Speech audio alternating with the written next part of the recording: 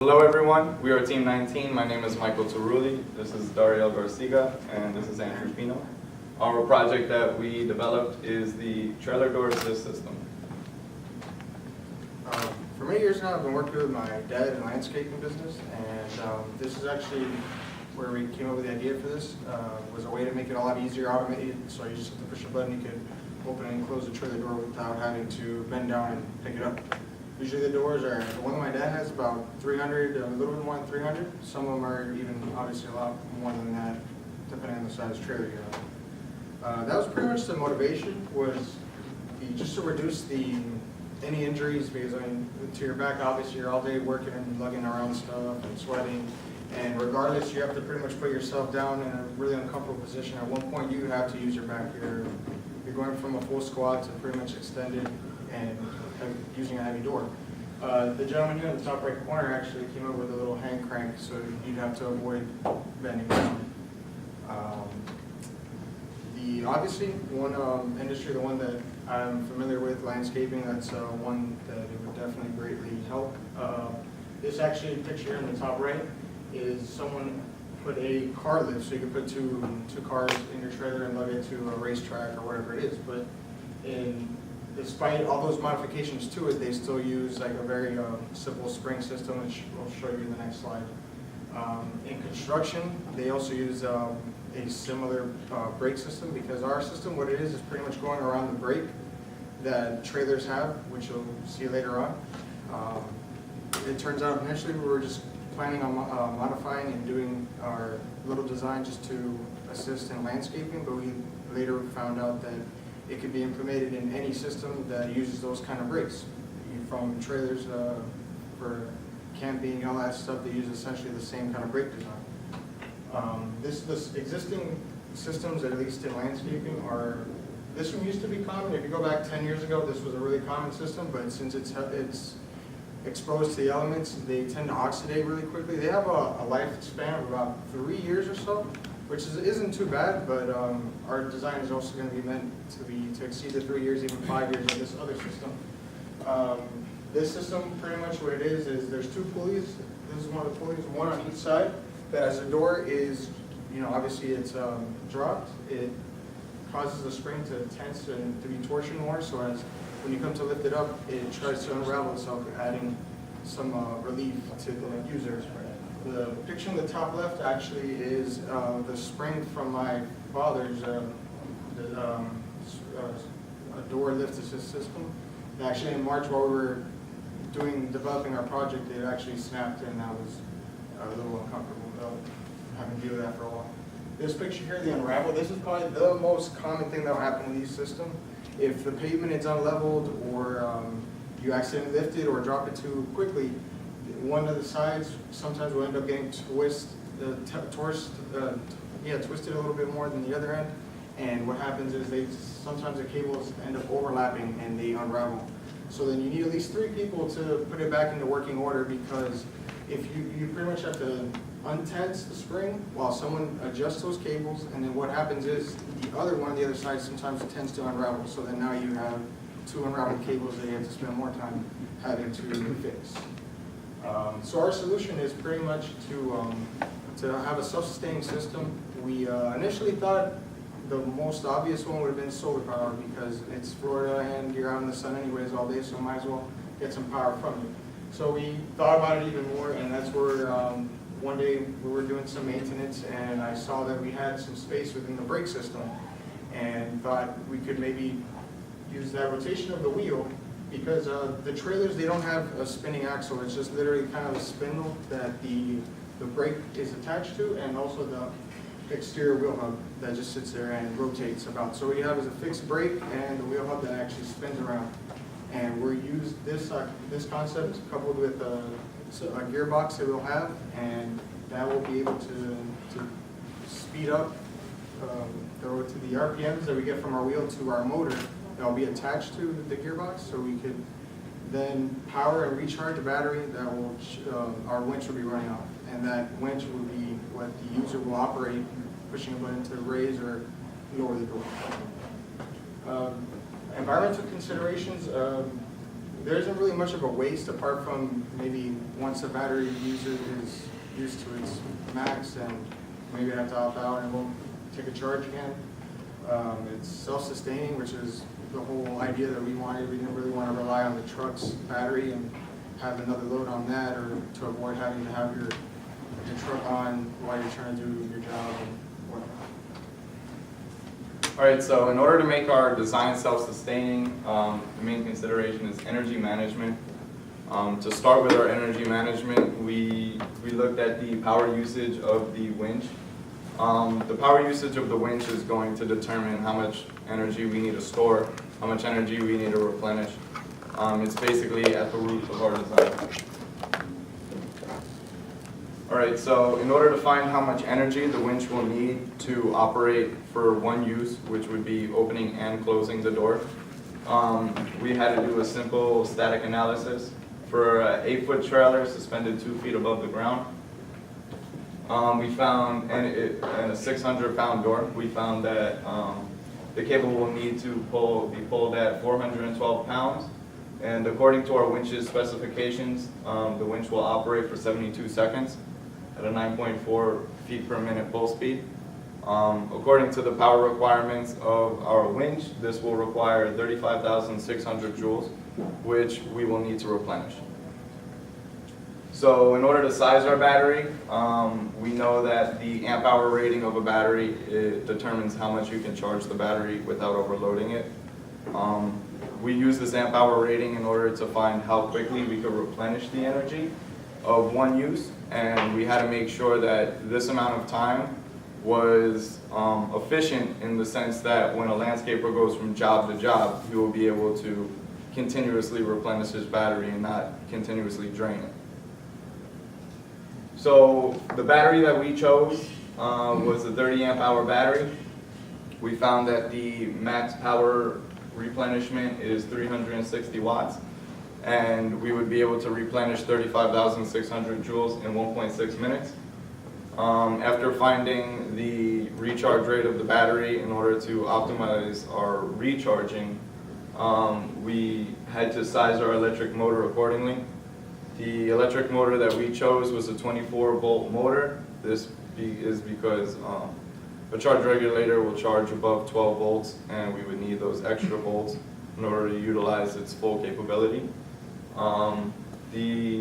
The power capability of the motor we chose was 720 watts. So this is the motor that we chose.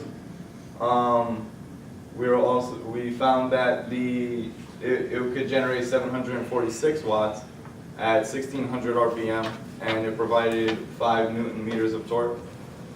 These parameters were the key parameters when determining our gearbox, and as far as the stress goes, as far as what speed we would need for the gearbox to output at a reasonable mile per hour. For the design of the gearbox, we have to consider two major constraints. One was the electricity of the braking system, that we have to choose a material with low magnetic properties, and the space that we have because of the braking system. And here you see how we managed to design our gearbox. We decided to use 4 spool gears and 2 level gears at the end. And you see now a video which is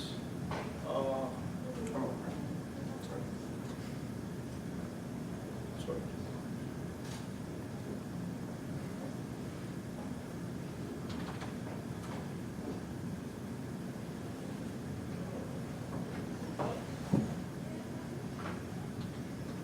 The video shows the overall design of our energy generating system, going from mechanical to electrical energy. Over to the left, go down to the left. Down left. It's a. Oh, you Yeah, yeah. This one? There, Yeah, yep. right there. Oh, no, Maybe not. didn't work. That doesn't work. Can't get around. It's okay. All right. Pretty much, you see there. It worked during rehearsals, though, right? Yeah. Yeah, and Yeah. rehearsals we did. Can you run it outside? Should try it. We believe you. Try pushing it. No, it ran it last Yeah, week in the you saw it. rehearsal. I I saw. wish it worked like that. I think we may have It's the run way it it always outside. works, it's called Just get outside Murphy's PowerPoint. Law. No, get outside. Just run the file. Do you have? I don't know something how we you did guys it. do? Could you But I remember right- seeing that. Could you right click and push play? We'll show them. We have a couple of them. PowerPoint online. You can try later maybe. Let's continue. Yeah, there you go.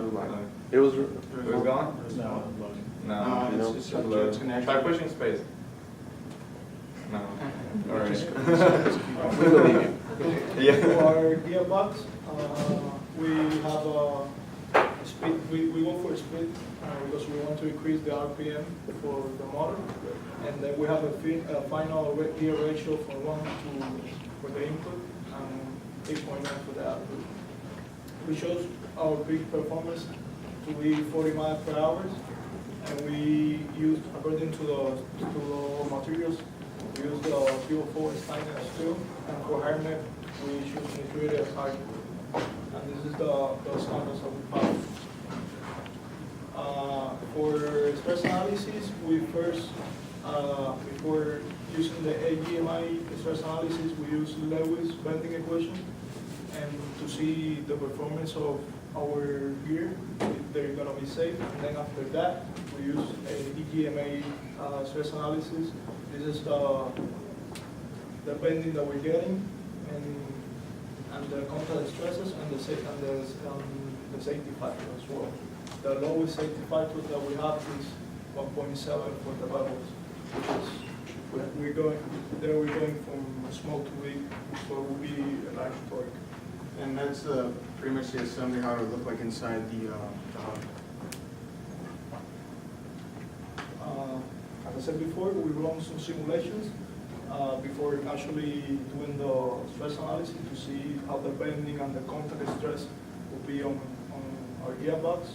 There are some features of the gears. And this is a prototype. This is the gearbox itself, the hub, which is what the tire is connected to. That is pretty much the ring gear, the main ring gear. That'll be supplying the rotational torque and the velocity and all that stuff to our box. And here's another image of our prototype, a top view of how our box will mate with our ring gear and the assembly that before we actually put on the plywood.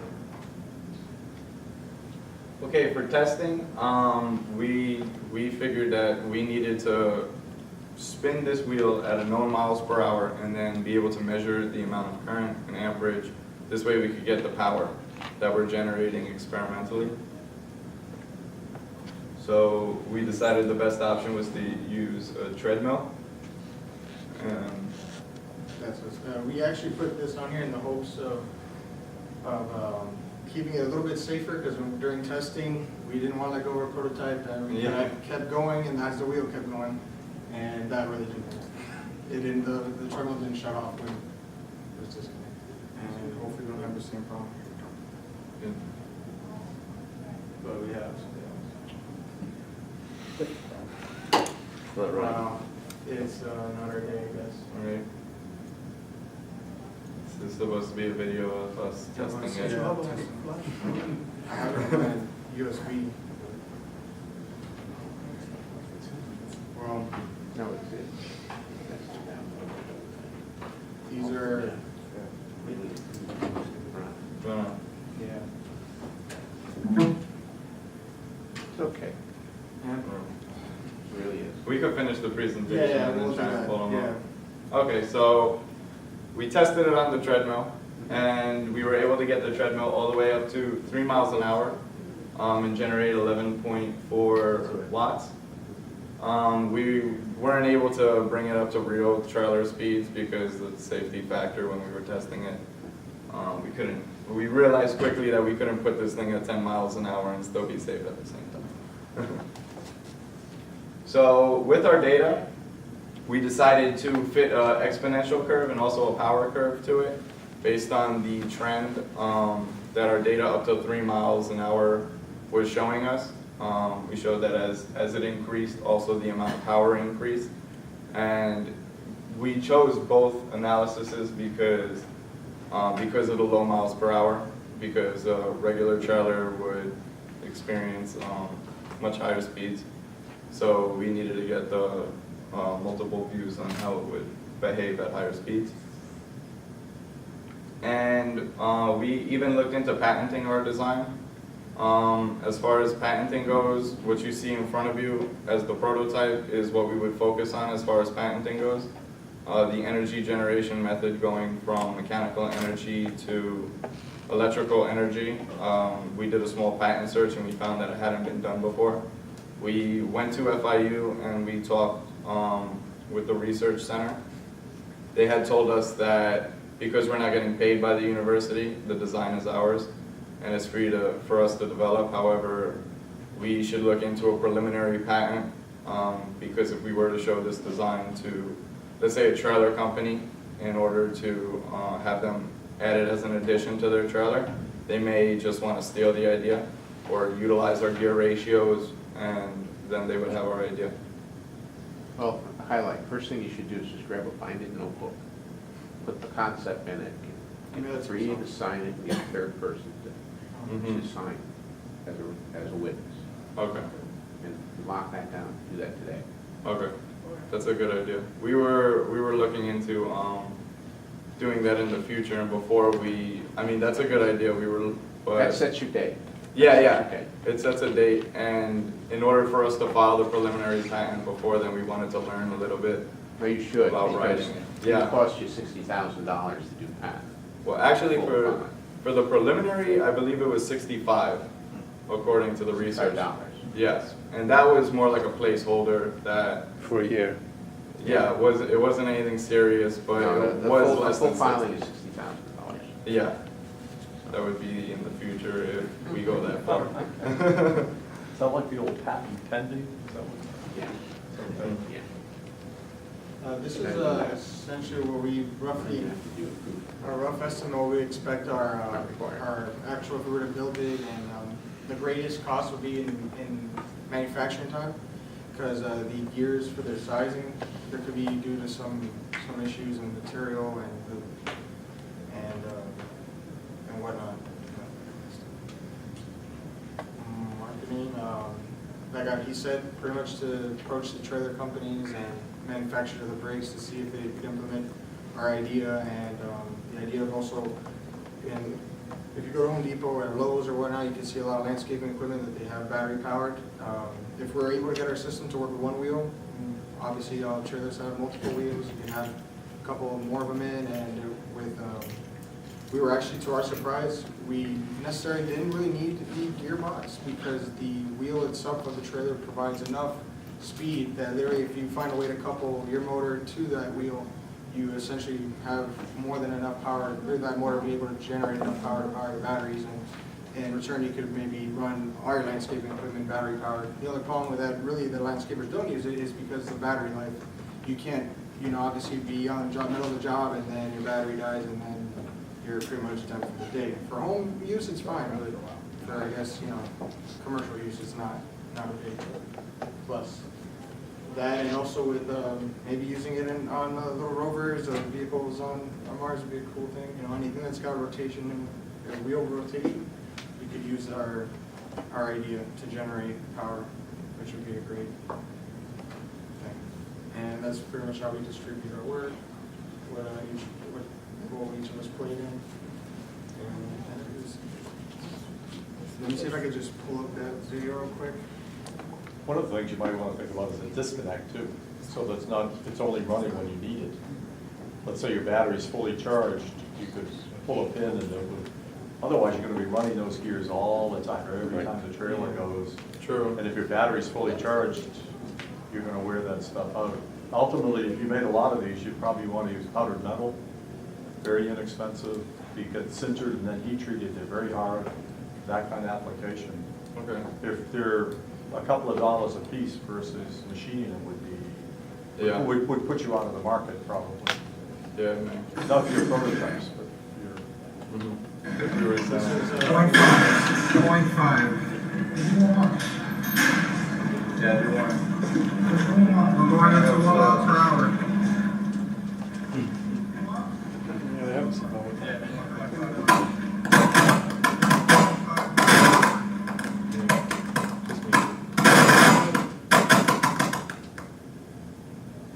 Just me. it's muted, but it's still consistent.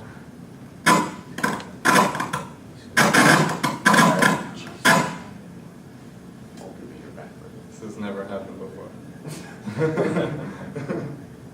Yeah, that was that one and the other video. Should open the system. That's pretty much. There's not even the sound of this. That's pretty much the layout of the gearbox. I'll replace it inside of the braking system. Okay. Right, maybe we should just stop that. Yeah. Hasn't been our day. Any questions, Suggestions?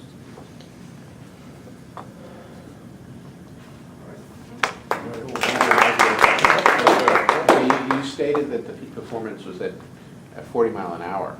Did you do any vibration studies to make sure that this thing would tear itself apart at 40 miles an hour? Actually, we use, for the stress analysis, we use the velocity, and we use the weight, which is was times the rolling coefficient, the rolling resistance coefficient of the wheel. We get that weight, which we get the torque, and then we do the stress analysis with the velocity and the torque that we calculate. And the safety factor was? The lowest one we had was 1.7. Yeah. I was with the other factors, the surface, durability factor,